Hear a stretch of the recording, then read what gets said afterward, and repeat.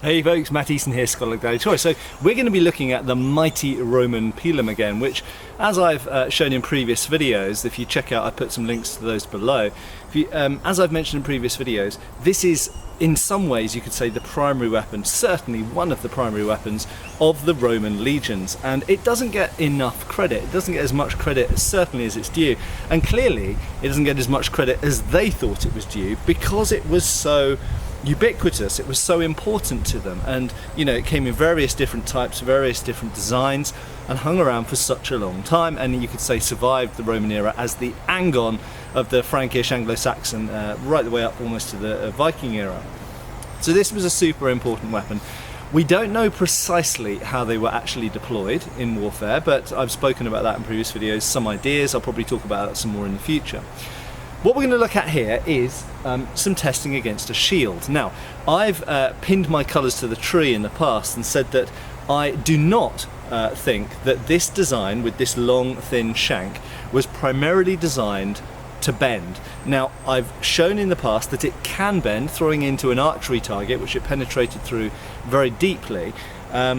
I've shown that sometimes when you try and pull this out, the shaft can bend, and sometimes when you throw it into a target, it might bend. But it doesn't happen consistently, and it doesn't happen reliably. And in fact, if we look at the construction and the form of the original archaeologically found Pila, we find, in my opinion, that they're not really optimized for bending. They're optimized, in my view, for penetration. Penetration, obviously, of a body, of a target, but potentially for penetration of the shield. And we find parallels to this even in African spears and shields from the 19th century, where the intention is that the shaft pass through the shield, and having made that hole, that square hole, some of these have a sort of barbed head incidentally, but once it's made that larger hole, the shank, being thin, is able to then carry on passing through and hopefully strike the person behind. We'll have a little look. You'll notice I've got a Roman scutum there. I'm not going to be throwing at the Roman scutum. I'm going to be throwing at the upside down medieval style heater shield I've got there.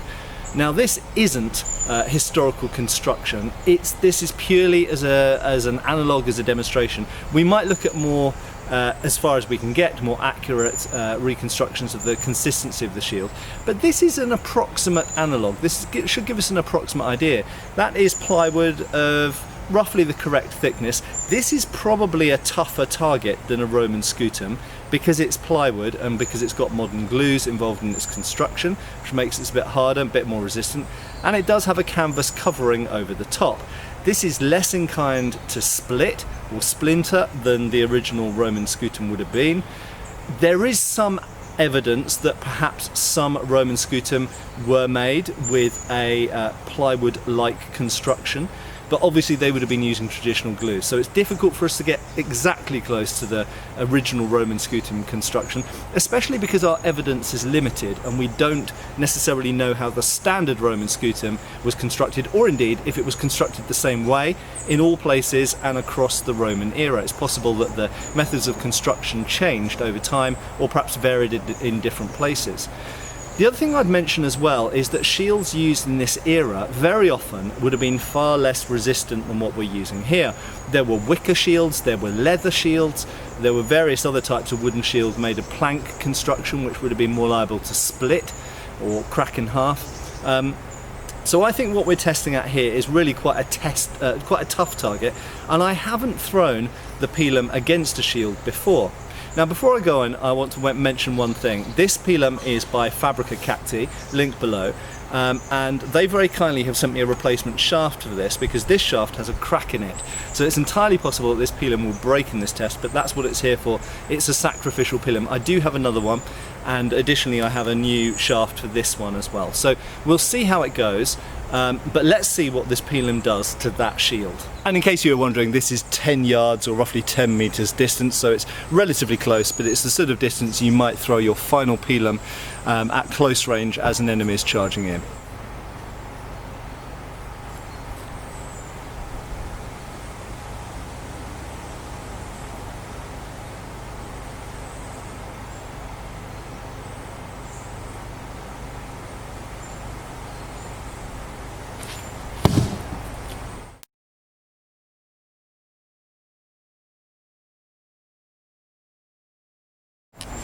So I haven't pushed this through any further, and that's how far it went through the shield. As you can see, it was stopped only by the earth and actually buried itself in the ground. So that would have carried on going right the way up to the socket, I would have thought, and it would have hit the person behind, I would say. This is a strap shield, obviously medieval style, but even with a boss grip shield, which I'll talk about in a little bit, that would have been a real problem. Let's have another go.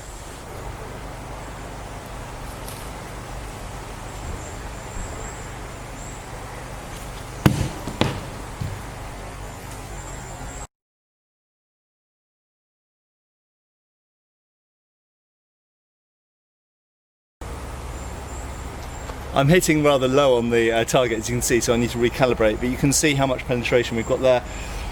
Roughly 11 inches, I would say, in the Imperial, so we're probably looking at 25 centimeters, something like that. So well the way through, and it's really being stopped by the fact that the ground is there and the shield's falling over.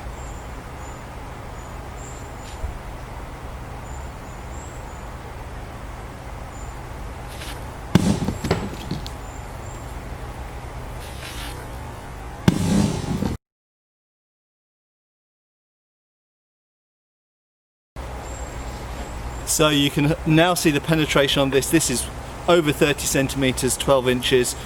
And you know, even if a person was holding a boss grip shield, which again I'll talk about in a second, that would be a major problem. And it's a long way through the shield. And incidentally, we talk a lot about extraction of these from shields, so even if it doesn't hit the person, getting the thing out, it's not that difficult, but it does mean that certainly while you're holding the shield, it will be a problem, and you'll need to stop for a second to pull it out, so it might break the charge, and obviously if it hits you, that's a whole different problem. Now, you'll notice that this penetrated up to about here. Now, on these Fabrica Cacti replicas, we have a square section, square cross-section, that is then forged into a round cross-section. That is not typical of the originals. Now, it's interesting that they're moving from the circular cross-section to the square cross-section, and then it bound and stopped. It could be that transition which is what made it stop before the socket. If we continued with the round cross-section all the way down to the base, where it has to become flat to go into the tang, into the socket, if the round section continued all the way down there, then I think it would have carried on penetrating. And even, again, I'll talk more about boss shields in a second, but even if we're holding something out here, that starts to become a real problem if it's coming through your shield, and with the impact, perhaps moving the shield closer to your body as well, and hitting the person behind. So this is very much confirming what I believed about the purpose of these shanks on Pilum, is penetration and hitting the person behind the shield. Let's have one more throw at the shield and see what happens.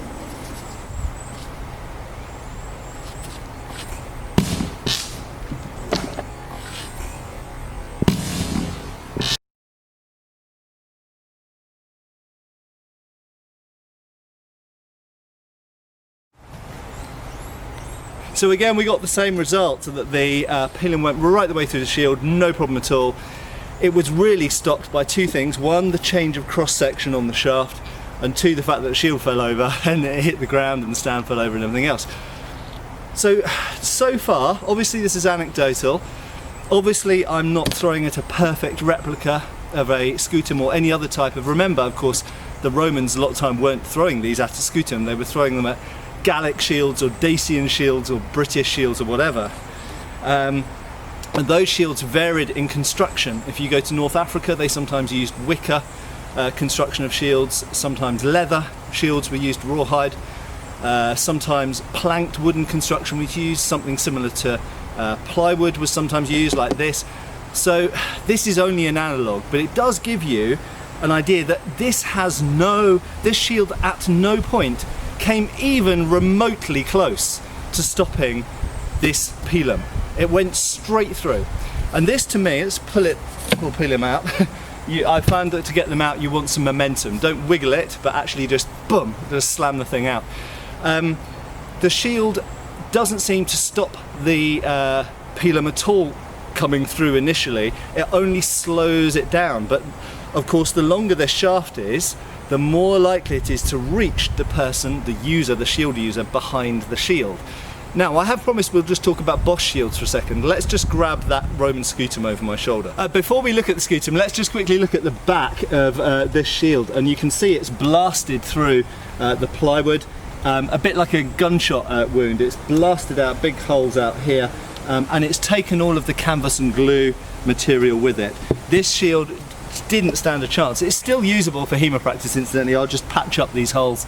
And for use with the training weapons we use, it's absolutely fine. That's why I decided to use this instead of the scutum. But really the scutum is made of almost exactly the same type of plywood with canvas over the top. So really the results wouldn't have been any different. Before any of you say, oh, why are you aiming at someone's shins? This is the ridiculous comment whenever I'm doing archery or javelin related videos. People say, simply it's for safety because obviously I'm in my garden. If I put the target up higher, I would just aim slightly higher. It makes no difference at all where the shield is placed. It could be at chest height, it could be at leg height. I'm throwing it at the shield, okay? So that was the target in this case. Now obviously this is a strapped medieval shield, and as has been pointed out in recent videos on Todd Cutler channel, one of the disadvantages of a strapped shield is that if missiles are coming through, they're going to hit your arm. Now that isn't relevant to the Roman period, but it does connect to the design of the Roman shield. Let's just grab that scutum. So interestingly, if missiles are coming in and hitting the Roman scutum, we've got this large protective plate here in front of the hand. So in fact, if anything comes through the scutum or hits the scutum here, it's going to be stopped by the iron boss. Now some of these are brass, but they're generally made of metal. And even on shields, for example, Gallic and British shields, where sometimes the boss is actually made of carved wood, that thick wood will still, for the most part, hopefully stop a missile like an arrow or a javelin. So having that protection over the hand is very important because your hand's next to the shield. The shield itself, of course, is held further away from the body. But that being said, these big shields, particularly the scutum or the Gallic, the equivalent Gallic or Dacian type shields or British shields, are sometimes held close to the body. And as you can see, if I just grab the Pilum, if it's penetrating the shield to the distance that we saw there, if you're holding it at all close to the body, it's going to go straight through the shield and pin the person behind it. You can, of course, when you see incoming missiles, be they arrows or javelins, if you see them coming, and of course often you don't see missiles coming, they just hit you or your shield, but if you see them coming, you could lift the shield up further away from your body, but even then it might come through and penetrate the person behind the shield. It won't penetrate the boss. Your hand will be protected close to the shield because of that extra hand protection you've got over the grip. But even if you hold the shield far away from the body, it might hit you behind. But you can't be doing that all the time. You can't be constantly lifting up these big heavy shields away from the body to defend against missiles, which might be coming in groups. So, in conclusion, I strongly believe, and I believe that this experiment has demonstrated, to me fairly conclusively, that the shanks on Pilum are for penetrating shields and the person behind. They're for wounding. They're not to bend. They're not to make shields incapable of being used. They might have that as a byproduct. They might have that as something that happens sometimes.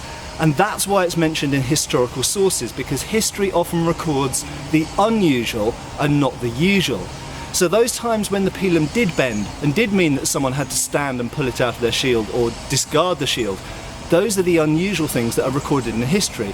The usual reason, and the original reason for designing this type of weapon, is to penetrate through the shield and hit the person behind. I hope this has been fun to watch. Give us a like and a subscribe. Please share this video around to anyone you think might be interested, and I'll see you soon again on Schola Gladiatoria channel for a similar video to this one. Cheers for watching, folks.